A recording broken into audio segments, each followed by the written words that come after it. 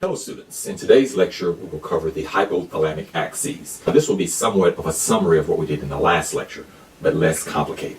And so let's begin with our hypothalamus. There are 3 hypothalamic axes, and so we're going to draw each of them individually. So let's start with our first one. Here we have our hypothalamus. We're going to need 3 of these, so we're going to copy this one. In each case, the hypothalamus activates or stimulates the anterior pituitary gland. So let's indicate the anterior pituitary here. Here we have our anterior pituitary, and we'll need 3 of these, so we're going to copy this one as well. Now that we have our common structures, let's start with our first hypothalamic axis, and this is going to be the one involving the thyroid gland. So let's put our thyroid gland here. For our first axis, now we have all of our structures. Now let's identify the hormones involved. The hypothalamus secretes the hormone, thyrotropin releasing hormone. So let's indicate that one here. Thyrotropin releasing hormone activates the anterior pituitary. The anterior pituitary then releases thyroid stimulating hormone, which activates the thyroid gland. And the thyroid gland secretes thyroid hormone, T3 and T4. This first axis is called the hypothalamic pituitary thyroidal axis. Let's indicate that here.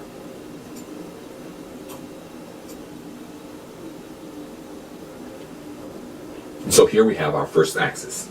The hypothalamus secretes thyrotropin releasing hormone, which activates the anterior pituitary to release thyroid stimulating hormone, which stimulates the thyroid gland to produce thyroid hormone. And this is our hypothalamic pituitary thyroidal axis. Let's look next at the axis involving the gonads.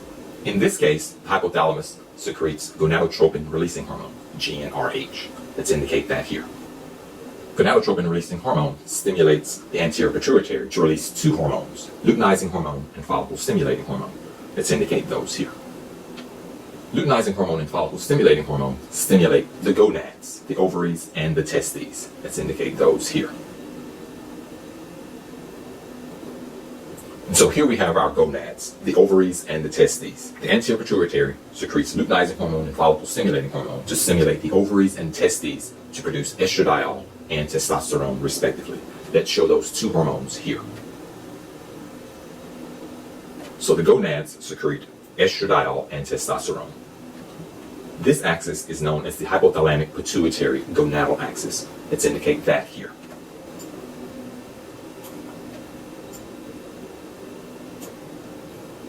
So to summarize this second axis, the hypothalamus secretes gonadotropin releasing hormone to stimulate the anterior pituitary to release luteinizing hormone and follicle stimulating hormone to stimulate the gonads, the ovaries, and the testes to produce estradiol and testosterone respectively. And so this is the hypothalamic pituitary gonadal axis. Let's look next at the axis involving the adrenal cortex. So here we have all of the structures involved in our third axis. Let's now identify the hormones involved. The first thing that happens is that the hypothalamus secretes the hormone, corticotropin releasing hormone. Let's indicate that one here. The corticotropin releasing hormone stimulates the anterior pituitary to release adrenocorticotropic hormone. Let's indicate that one here. The adrenocorticotropic hormone stimulates the adrenal cortex to produce cortisol. This axis is known as the hypothalamic pituitary adrenal axis. Let's indicate that one here. So this third axis is the hypothalamic pituitary adrenal axis. Let's summarize this one. Hypothalamus secretes corticotropin releasing hormone to stimulate the anterior pituitary to release adrenocorticotropic hormone, which stimulates the adrenal cortex to produce cortisol. This pretty much summarizes all of these axes. However, there is some regulation and some negative feedback I would like to indicate. In the first case, thyroid hormone exerts negative feedback on both the anterior pituitary and the hypothalamus. Let's indicate those here. In the second axis, there is regulation and negative feedback, but those are not important as it relates to pathologies that will be discussed later, so we won't indicate any of those.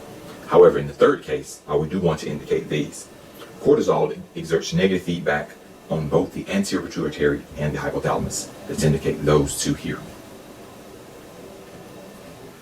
There is one additional aspect of the third axis that I do want to indicate, not because it's important now, but because it will be important when we talk about the pathologies. The anterior pituitary not only secretes adrenocorticotropic hormone, but it also secretes a pre-adrenocorticotropic hormone. And this hormone is involved in the pigmentation of the skin. And so I just want to indicate that one here so you'll be familiar with it when we talk about pathologies. Again, this pre-ACTH is involved in pigmentation of the skin. The pre-ACTH can go in two directions. It can go on to form ACTH, or it can go on to form a hormone that's involved in skin pigmentation. And so remember this one when we start talking about pathologies. And so here we have our three hypothalamic axes: the thyroidal axis, the gonadal axis, and the adrenal axis. And so that concludes this lecture. Hope that you've learned a lot.